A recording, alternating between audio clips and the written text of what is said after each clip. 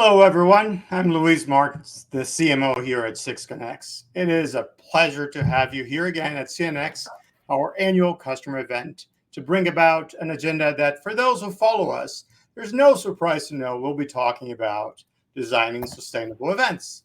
This is an agenda I bring near and dear to my heart, and for the last 5 years, out of the 15-year history that CNX has been around, we have been bringing it up every opportunity we can. Of course, we could not leave this out of our own event. My recommendation to you throughout the event, which I hope you are enjoying, is make sure that you take advantage of the engagement features of the platform and connect with people. I'm pretty sure that the matchmaking here is guaranteed. You'll find a lot of people that do what you do, are interested in the same topics that you are, so take advantage of that. Well, one of the reasons I'm especially thrilled to be here today on this session is that I'm bringing to the stage a friend of mine who I have great admiration for, because what we do here whenever we can, he does it all the time.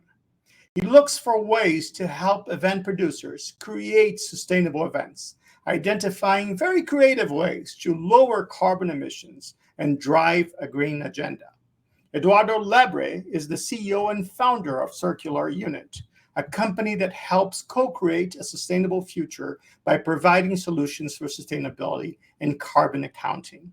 He's also someone who leverages data to create sustainable initiatives, and you'll hear some about this as we go through the questions in this session.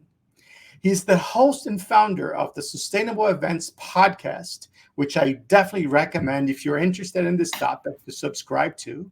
And he's a founding member of Muse, Members United for Sustainable Events. So with that, let's welcome Eduardo Lebre to the stage. Good. Hi. Hello. Hello, Luis. Hello, everyone.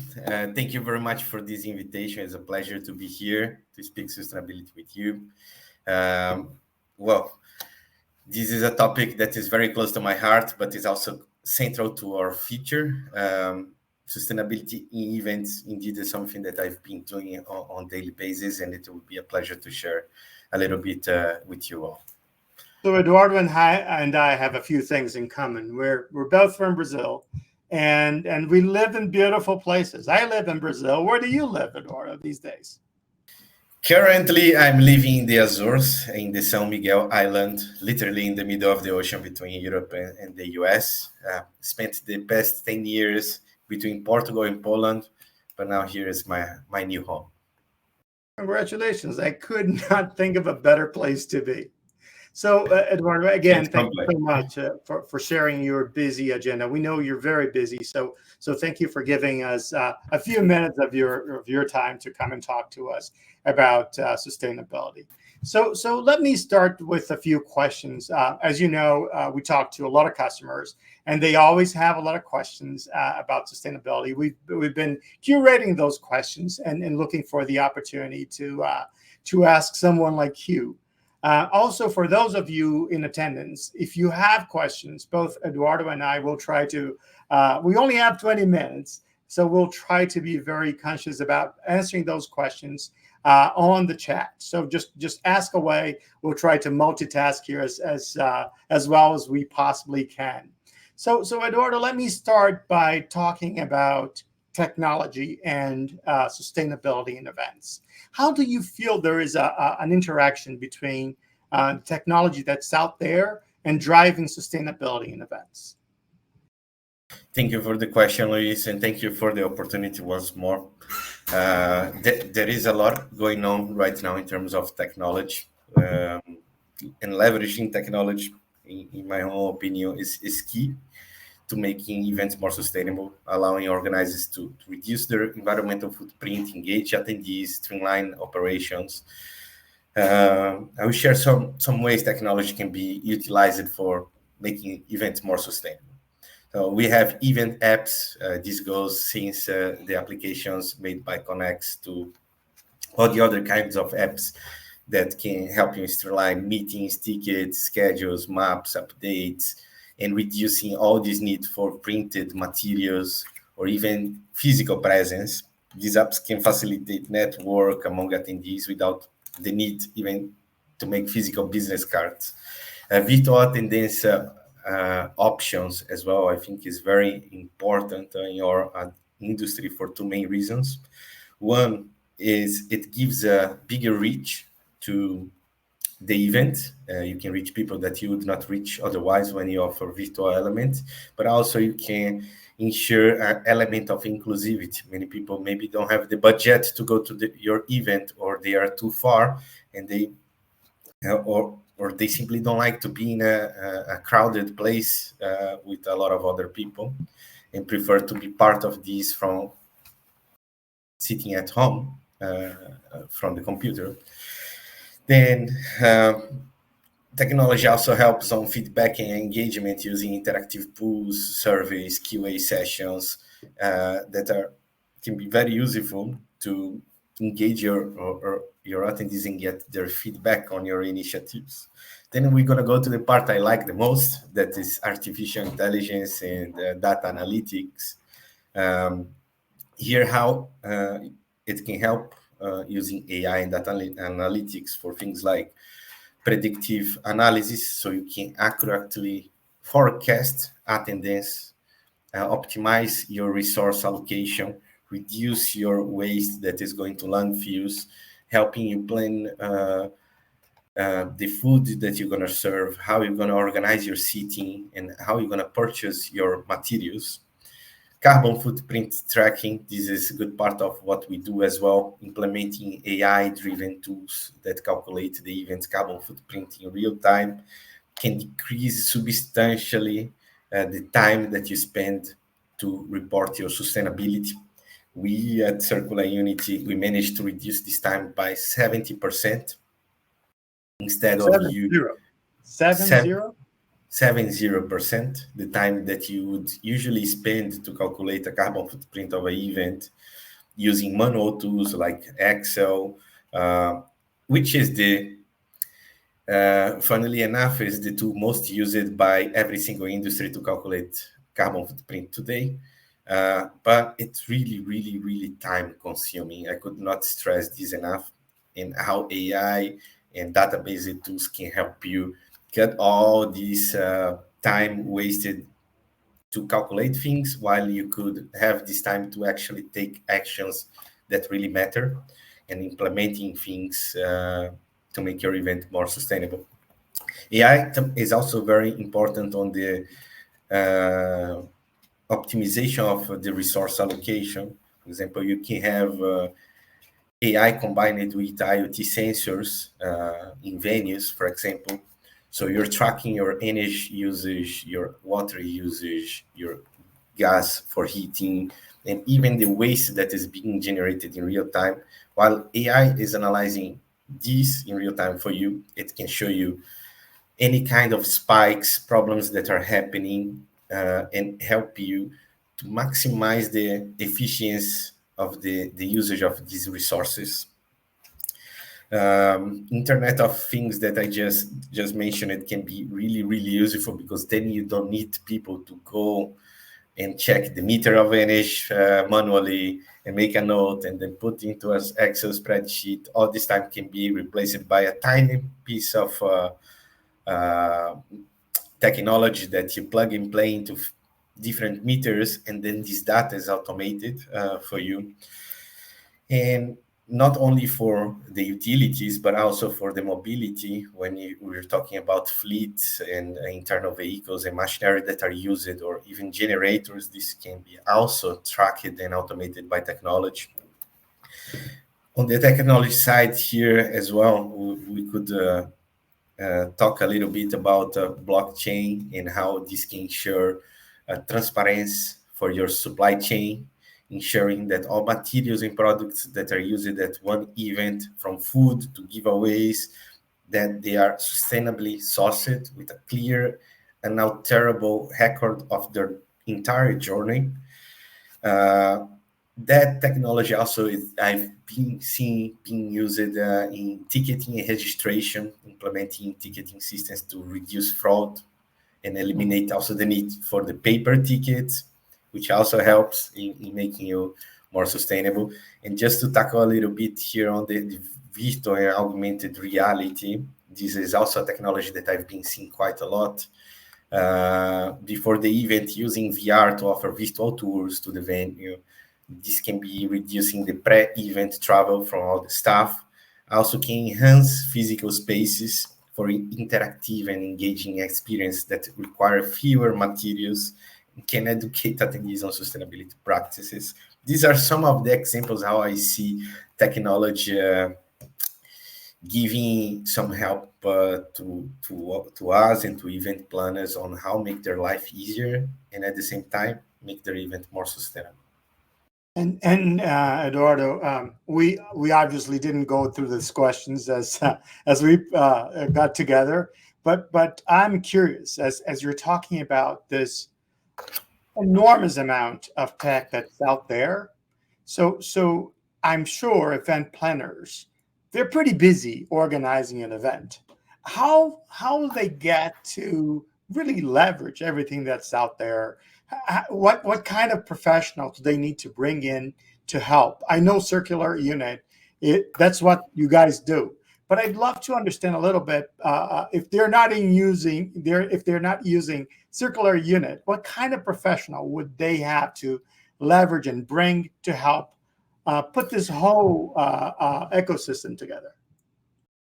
That is a great question, and something that I always advise to every company that I deal with is that, well, first question I ask, do you have someone in the house that takes care about sustainability as their primary work? Usually it's very common that we have people that are, their role, it's something else, sometimes even marketing or employee engagement or CSR. That was the most common. But that sustainability is their secondary task. Yeah. Now we are seeing a shift in this. Companies are bringing someone in-house that has, this is becoming sort of the CSO role, the Chief Sustainability Officer role, as the transition from the corporate social responsibility role. Mm-hmm. And we believe that extremely important that every company, every event has at least one person who is responsible for this. That person naturally has to have sustainability knowledge, has to have some reporting knowledge, specifically on ESG, depending on your location, different frameworks in the US or Brazil or Europe or Singapore and so on. And it has to have some knowledge as well about carbon accounting, how to optimize your operations, how to divert waste, how to source materials that are environmentally friendly. This is the first step. Bring someone in-house that can help you give the first steps. The second step is finding solutions that can help you to automate things if possible, because then you're not going to have your internal team wasting time doing unnecessary tasks that are really, really time consuming on our field. This is the whole reason why we built a circular unit. We are not the only one out there. There are more platforms out there. And for us, it's great if you come with us, but don't, not necessarily I want you to just use us. I want you to start your journey. So make your research, search what is the tool that is best for you, that is can be used in your location, that is proper to your business, and give the first steps. It doesn't mean that you need to do everything at once or tackle all the problems at once. It's important that you start first by having a professional, either inside of the house, or if you prefer, this can be also a consultant, part-time, that helps you through this journey, or a consultant's company. The important is that you give the first steps and starts measuring. I don't remember exactly who said that, but we don't know what we don't measure. Yeah, we don't know. We're not going to be able to improve it.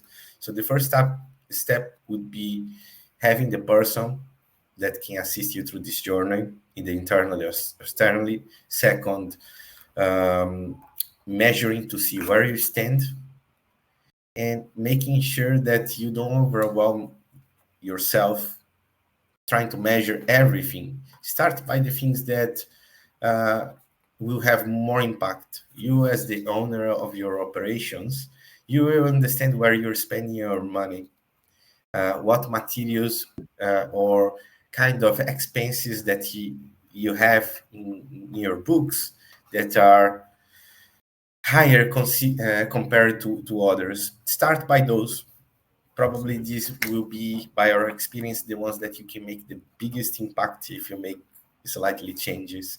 Sometimes changing from international supplier to a local supplier, or a version of that material that is recycled, or a version of that material that can be reused in terms of purchases, or even in terms of stakeholders. I think here is a good step also to have stakeholders that are aligned with your mission and that also can be involved with sustainability. And this goes from your sponsors to your suppliers to the venues that you hire to run your events. That's great. That's great. Great answer, as always.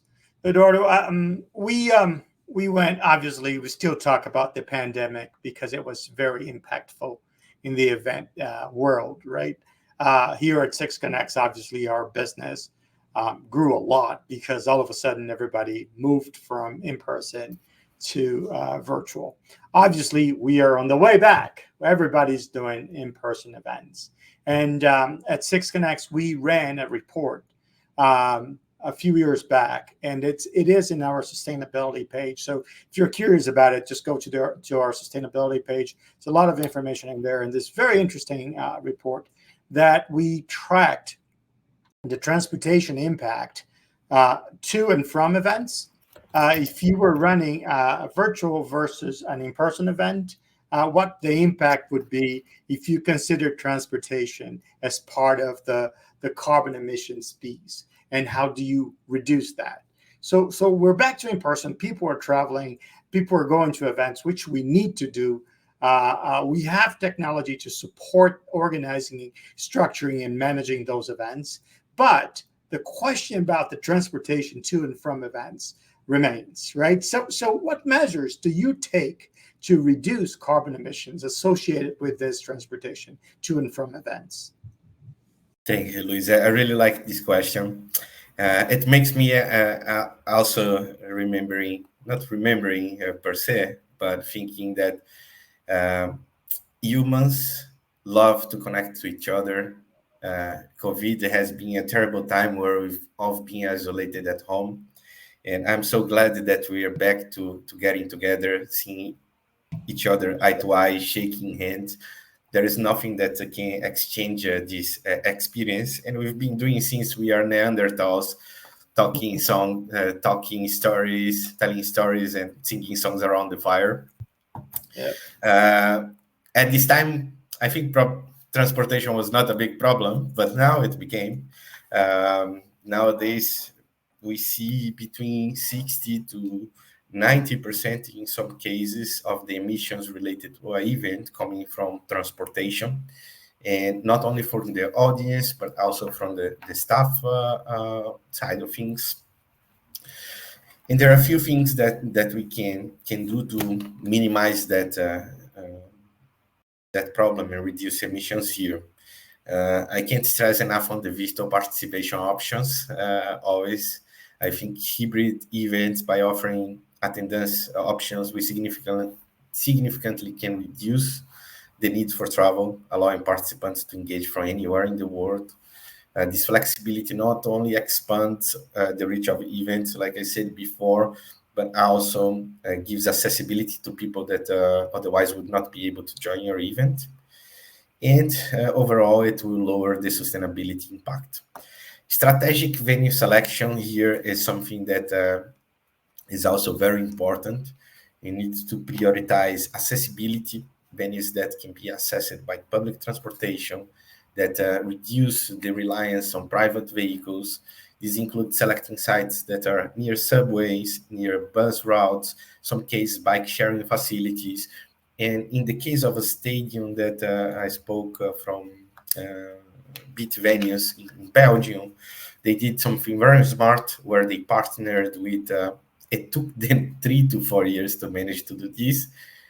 It seemed like an impossible task, but they managed. They partnered with the local government and with the transportation company that runs all the buses. So during big concert days or a big event, they would place more buses and more public transportation than usually. They would also make it for free, as this pricing was embedded to the ticketing, so they could go and come back using public transportation.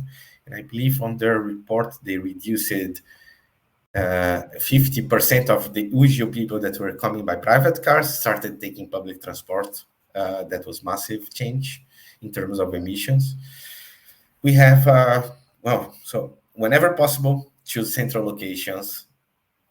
To the majority of attendees, we came with this wild concept some time ago with one of our customers, where they have a very event for 600 people, not a lot of people, but it's a high ticket event. Tickets are quite expensive, and people can afford to travel far distance.